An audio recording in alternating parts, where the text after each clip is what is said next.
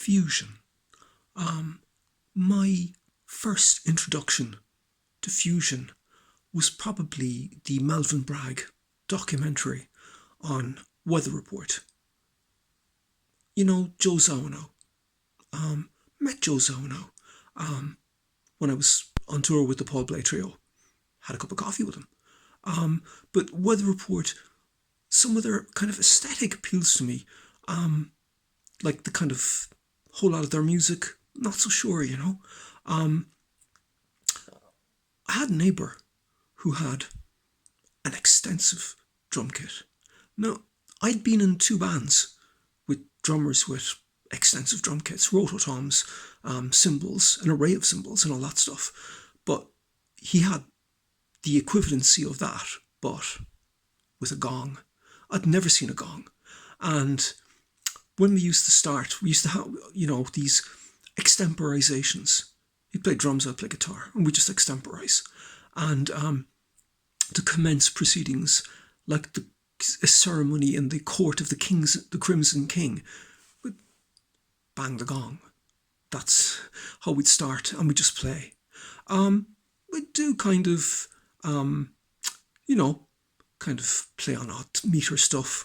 We'd just play on vamps, riffs, different stuff. We just go at it. And the guy had an extensive record collection. So like all the early fusion stuff, he had that. So like I had a very, very good schooling and all of that before I did anything really. Like, so we had these kind of regular playing sessions and kind of working through all that kind of stuff. The other thing about this guy that's very, very intriguing is that, as I said, Clockwork Orange is one of my favourite films. And again, to reiterate, not all the scenes are to my taste, but the majority of it is. And the music by Walter, Wendy, Carlos is quite fantastic. The Moog, with the kind of Beethoven-inflected melodies and stuff like that, absolutely fantastic. That guy actually was the guy that came out to me one day and said, "Mark, I got a video for you. Clockwork Orange." And I got to tell you, amazing. But I do believe that video, he managed to get it in here, and when it was banned by Stanley Kubrick himself, actually, and it worked its way around. And I believe that it got its way into some of the people who introduced Cillian Murphy to it. And that was the movie that made Cillian Murphy want to become an actor. I'm pretty sure of it. Next thing is Mandrake Root were a fusion band before Brendan O'Connor joined.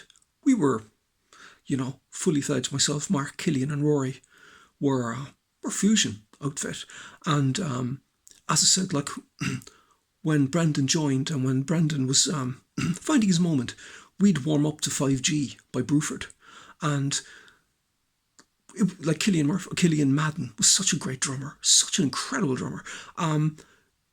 The bass player said, "You got to teach me this. I need to do this. This is just..."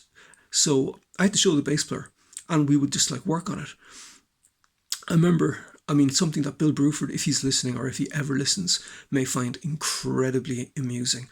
We played a concert in CBC. Only time I was ever in there.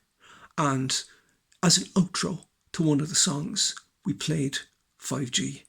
And Brendan O'Connor was dancing around the stage. It was hilarious to 5G. When I went to America, it was mainly West Coast fusion type stuff. Kind of Monmouth, Fight Club, kind of Yellow Jackets type thing. Alan Hines, great guy, brilliant guy, great player. Great to see him coming up. And as I said to you, like we had that kind of big man fusion thing where you could play with these incredible players. But the thing is, my fusion, where it's coming from, basically is like Bitches Brew by Miles Davis. like I'm really kind of coming out of that, but I have to stipulate something, a little caveat. The soft machine with Hopper, Rutledge, Jenkins and Marshall were the equal of anything that America had to offer at that time. And when I used to do these extemporizations with my drumming friend, we would take elements of the softs and we would use them in our extemporizations as well. And I do believe like that they're one of the most underestimated in terms of global outreach fusion bands, particularly that lineup in 1972. There was something absolutely something else. So the thing is, again, like with the, in school and stuff like that was, again, it was very much West Coast fusiony, chicky choppy chord sequences and stuff like that. I was kind of more interested in the Bitches Brew, Jack Johnson, softs, and some pastiches of early Weather Report. That really kind of appealed to me big time, because I know we spoke about Cillian Murphy and we spoke about him being into Tower Power and him being into Dig and also into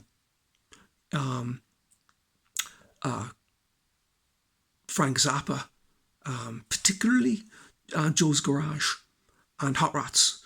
But again, like that's what did it for him, He could kind of cut it to the quick and say that and that.